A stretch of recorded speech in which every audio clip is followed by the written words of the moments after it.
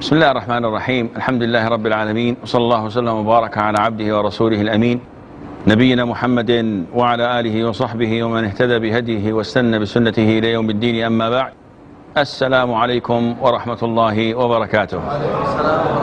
I know that you have a lot of questions to be answered, and this is one of the easiest way of dodging questions is we're out of time, and you forget about the question, but inshallah I'll try my best. After finishing hadith number 4, inshallah we will try our best to answer as many questions as possible. Hadith number 4, who will read this? Yes, brother. Narrated Abu Huraira radiyallahu anhu, Allah's Messenger sallallahu alaihi wasallam said, if any one of you performs ablution, he should put water in his nose and then blow it out. And whoever cleans his private parts with stones should do so with odd numbers. And whoever wakes up from his sleep should wash his hands before putting them in the water for ablution, because nobody knows where his hands were during sleep. Okay, now this hadith mentioned 3 important topics, and I don't know if time would permit, but inshallah we'll try our best. First topic is the ruling on what is known as al-istinshaq wal-istinthar. What is the meaning of istinshaq? It's inhaling, and the hadith clearly states that whoever performs wudu, he should not inhale, blow. So how can I blow water before I? So this is understood from the hadith and from other hadiths. So part of washing the face is that you bring water and you inhale the water up your nostrils through breathing it, doing this. Of course, don't overdo it because you'll drown, but it is sufficient enough to enter the water into this area, and then you blow it using your breath again. And this is the sunnah. And the Prophet is telling us, alayhi salatu wasalam, that when you wake up, when you perform wudu, you should do this when doing the wudu. But before that, also in other hadiths, we have also rinsing the mouth, madumada. What is that? Getting water, putting it in your mouth and turning it around your mouth to clean whatever there is, and then spitting it out.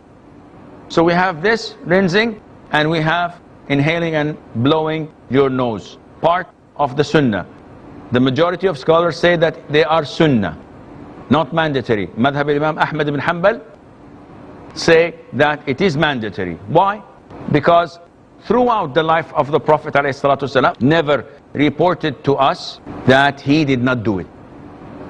On the contrary, in the hadith of Laqit ibn Sabrah, may Allah be pleased with him, the Prophet told him to exaggerate in rinsing your mouth and blowing your nose unless you are fasting. So he told him, exaggerate, baligh, do it a lot, which means that it is something that is mandatory. Now, the first part is the ruling on rinsing your mouth, inhaling the water and blowing it in wudu. Of course, we know part of the etiquettes that we do this when we wake up from sleep. We have to blow our nose 3 times when you wake up from sleep.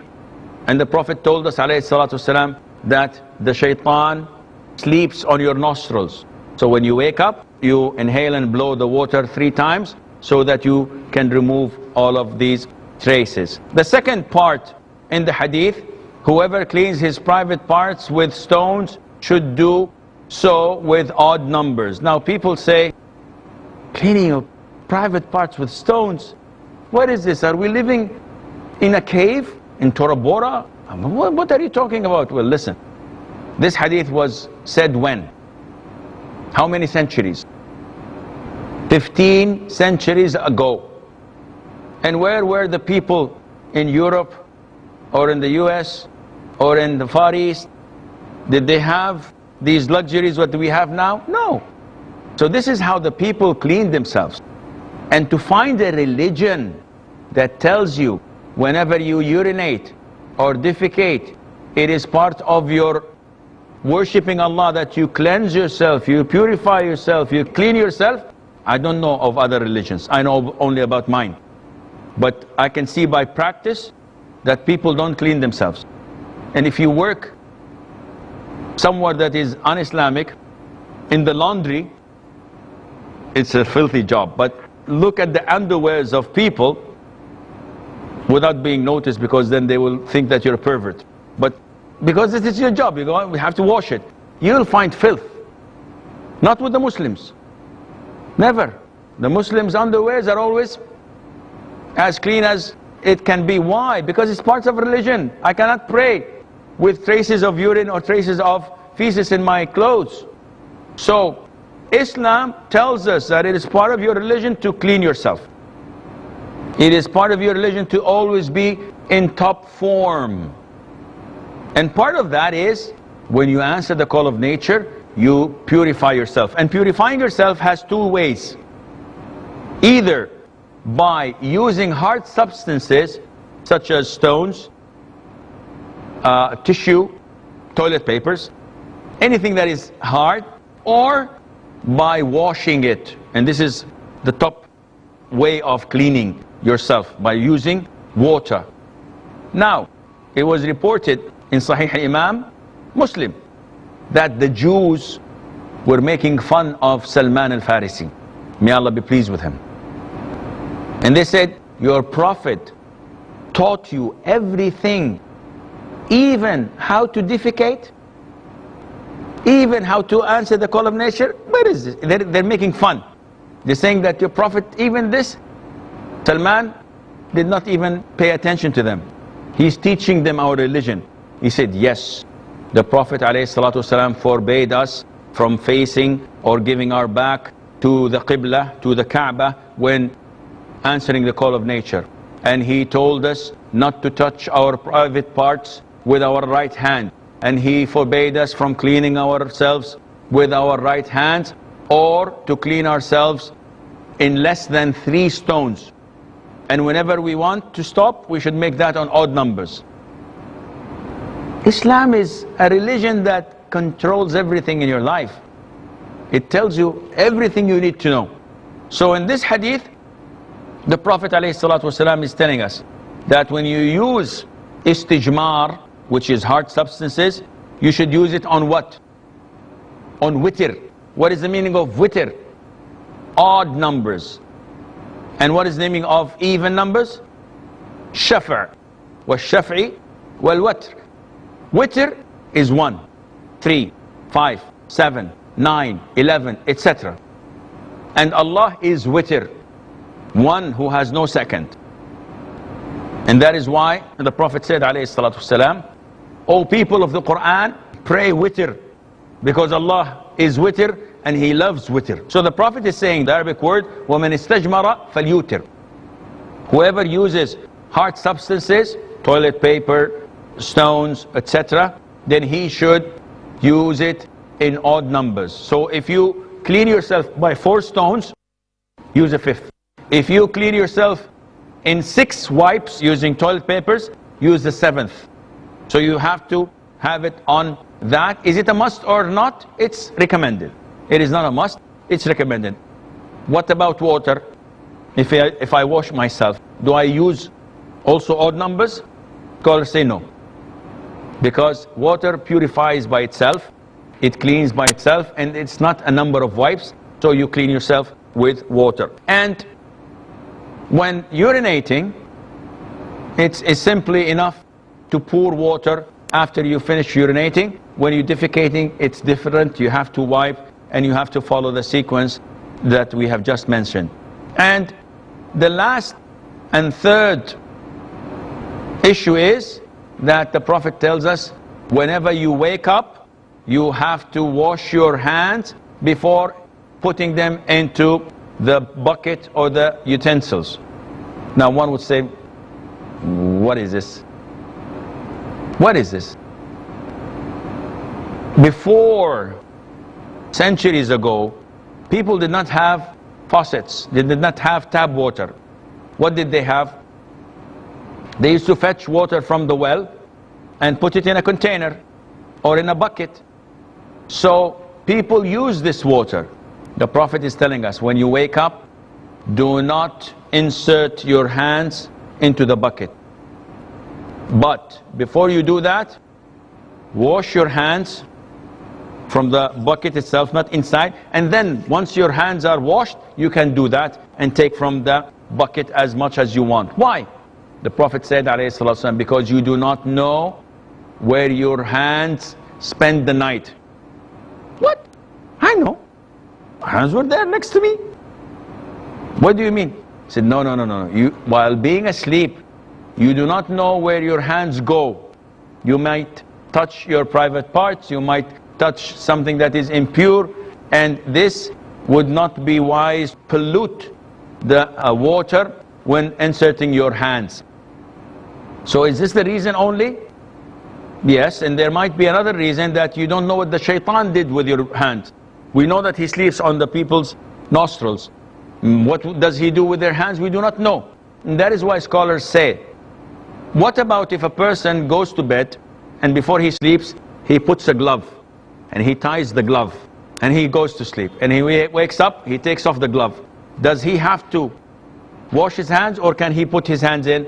The scholars say the ruling stays as it is. The Prophet told you to wash your hands, you have to wash your hands. So this is approximately what we need to know. The most important thing is the issue of inhaling water and cleansing your nose by blowing it. We have a break. Stay tuned, inshallah. We'll be right back. Assalamu alaikum and welcome back.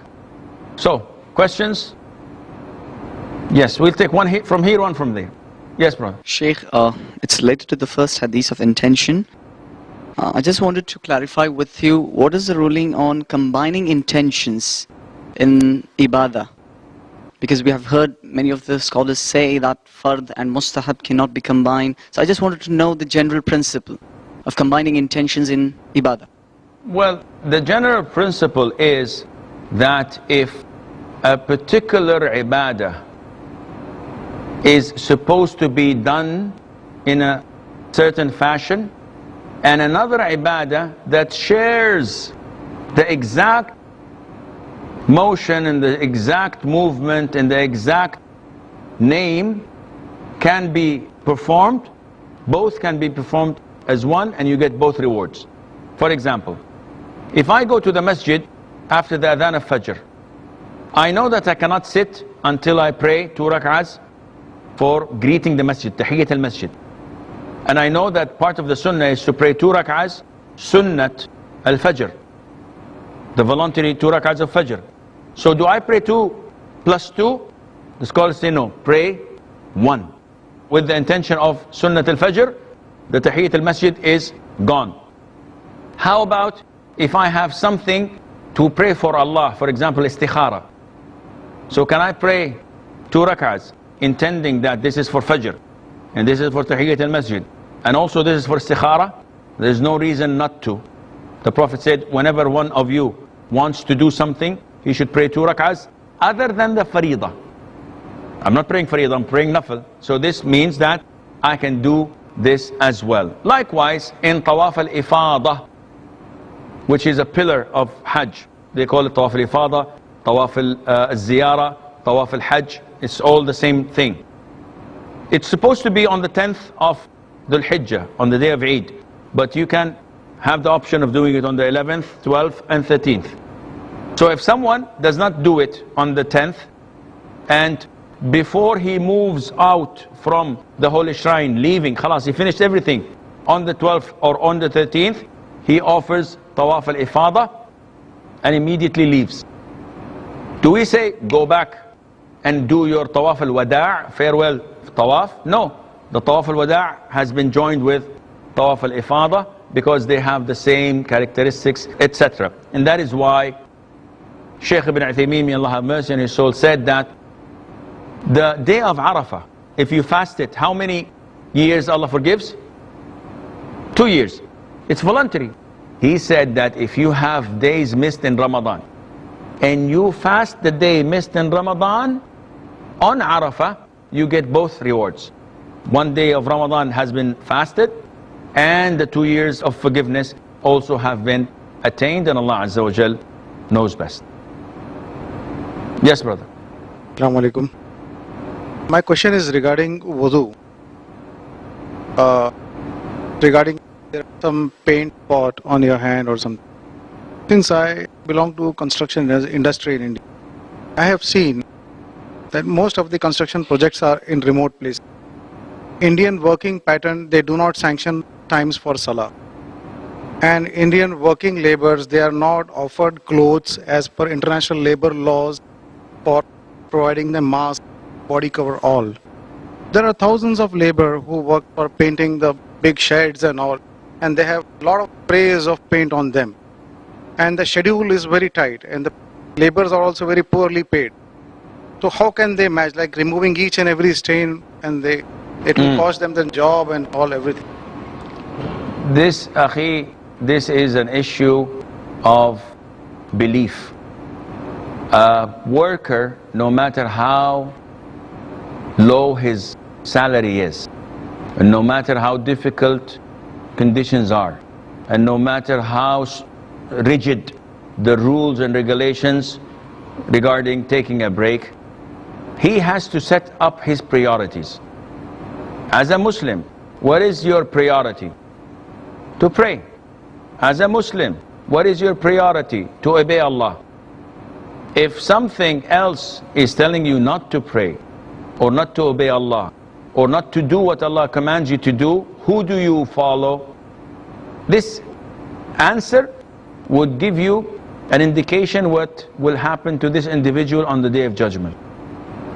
We have to set the record straight by us Muslims being the top of our fields, our profession, whether we're laborers, whether we're professionals, doctors, engineers.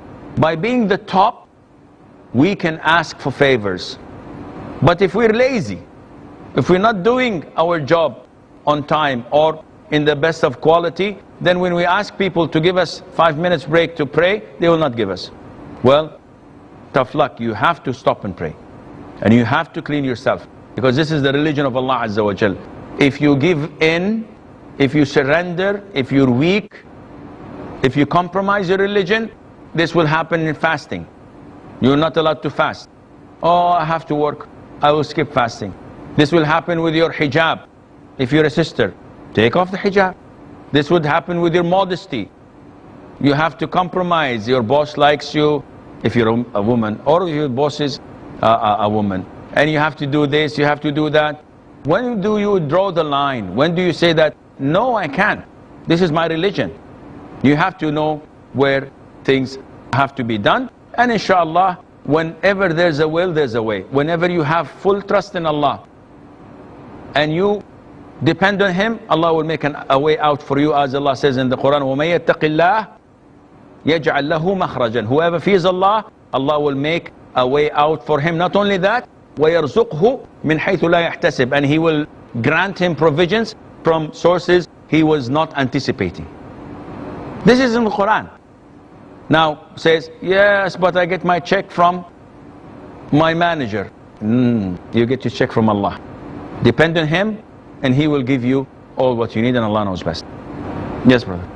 Assalamu alaikum, Shaykh.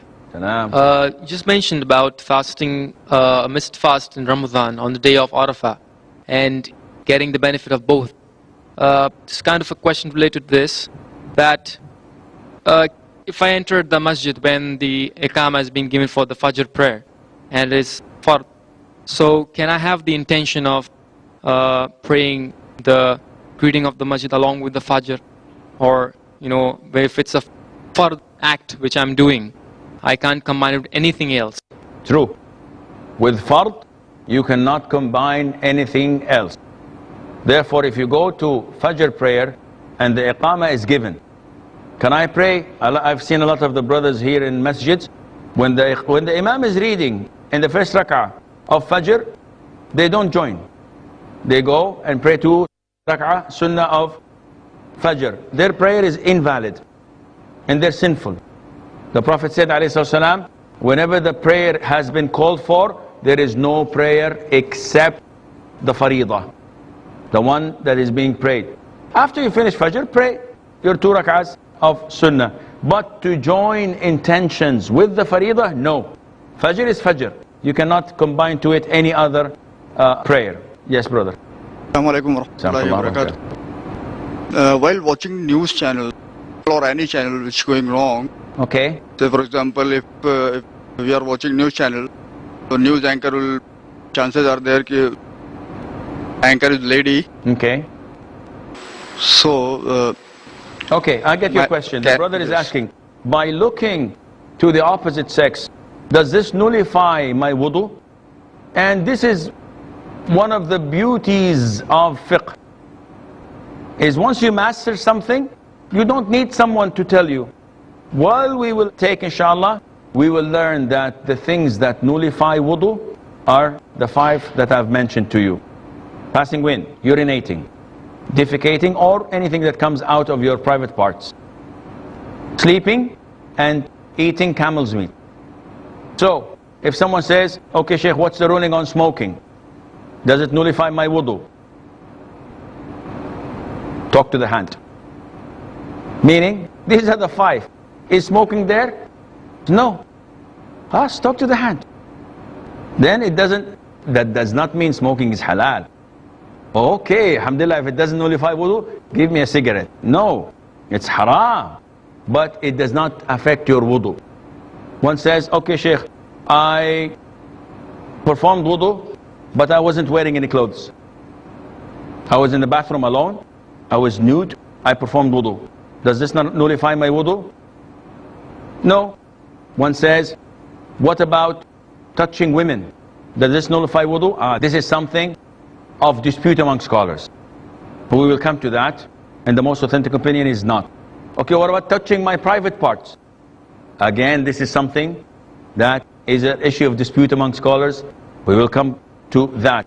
So, by knowing these things, anything else that comes in, you can easily answer yourself. And to answer your question, yes, looking and watching or seeing something of the opposite sex is not permissible unless under the guidelines and exceptions that we have in our religion. But watching a film or watching a TV series, and this is not permissible. However, it does not affect your wudu. Unless you see something so exciting that something comes out of your body, you discharge something, this in case falls under the 5 categories, and then you have to offer wudu. I'm afraid that this is all the time we have. Until we meet next time, bi amanillah, wassalamu alaikum wa rahmatullahi wa barakatuh.